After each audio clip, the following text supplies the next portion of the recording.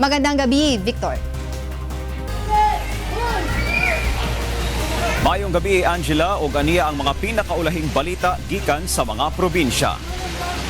Pagadugangan pa ang CCTV camera sa tibuok Davao City, isip dugang seguridad sa dakbayan, human mahitabo ang Rojas Avenue night market bombing. Kini mao ang balita ni Janice Inhente. Girekomenda na sa Davao City Mayor's Office ang pagdungag og mga CCTV camera sa mga pampubliko na lugar sa syudad. Human ang nahitabong pagpamomba sa Rojas Night Market kaniadtong 2 ng Setyembre. Moabot kapin isa ka gatos nga CCTV camera ang gilaumang mainstolar sa tibuok syudad, partikular sa mga pampubliko nga lugar.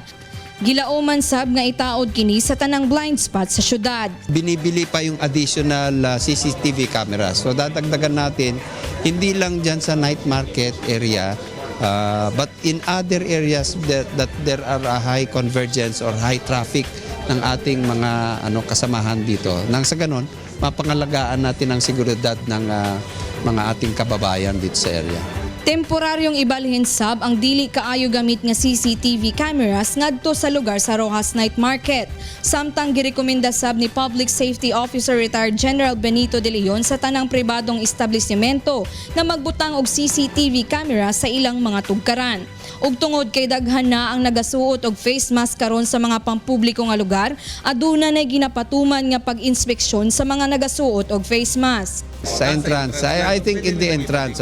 And then when the security people like the military and the police conducts a spot check inside the mall o kaya sa labas, tapos ni-request na i-uncover, mag-cooperate lang, tanggalin kasi tinitignan lang naman kung ikaw ba yung hinahanap o hindi.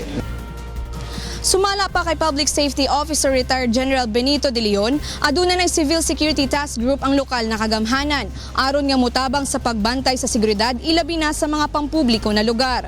Nanawagan sab kini sa mga residente sa syudad sa Davao na padayong makikiusa og nakaalerto. Janice Inhente, UNTV News and Rescue, Davao City.